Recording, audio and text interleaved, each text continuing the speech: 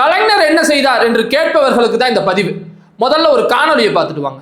இப்போ நாங்கள் நல்லா ஸ்கூலுக்கு போகிறேன், நான் நல்லா படிக்கிறேன், சூப்பராக படிக்கிறேன். கோயம்புத்தூரில் ஜிகேஷுக்கும் உங்களுக்கும் ரொம்ப தேங்க்ஸுங்க. இந்த காணொலியை பார்க்குறப்ப அவ்வளவு மகிழ்ச்சியா இருக்கு. அதற்கு என்ன காரணம்னு கேட்டிங்கன்னா, ஒரு சின்ன குழந்தை, அந்த கனிஷ்காங்கிற அந்த குழந்தை பார்த்தீங்கன்னா ஆடிட்டரி வெர்பல் தெரப்பி அப்படிங்கிற அந்த தெரப்பி மூலமா தன்னுடைய பேசும் திறனையும் கேட்கும் திறனையும் பெற்றிருக்கு கலைஞர் காப்பீட்டு திட்டத்து மூலமா. ஏன்னு கேட்டீங்கன்னா, இந்த தெரப்பியை வந்துட்டு நீங்க பிரைவேட்ல அந்த மாதிரிலாம் நீங்க பண்ணணும்னு நினைச்சீங்கன்னா இந்தியாவில் கிட்டத்தட்ட 2 லட்சத்திலிருந்து 3 லட்சம் ரூபாய் வரைக்கும் வரும். அந்த 2 லட்சம் 3 லட்சம் இல்லாத எத்தனை குடும்பங்கள் இங்க இருக்கும்? கலைஞர் காப்பீட்டு திட்டத்து மூலமா அந்த குழந்தைக்கு அந்த இது கிடைச்சிருக்கு. இப்படி ஒரு குழந்தை இல்லை, இந்த ஒரு குழந்தை மேடைக்கு வரா, இந்த மாதிரி எத்தனை குழந்தைகளுக்கு இது கிடைச்சிருக்கும். அப்ப இன்னைக்கு வந்துட்டு எத்தனையோ பேர் சொல்றாங்க கலைஞர் என்ன செஞ்சாரு, கலைஞர் என்ன செஞ்சுட்டாரு, கொள்ளையடிச்சாரு ஊங்குறாங்க. அவங்களுக்கெல்லாம் நம்ம இதைத்தான் சொல்லணும். அதே மாதிரி இந்த இடத்துல இன்னொரு முக்கிய குறிப்பையும் நம்ம சொல்லணும்.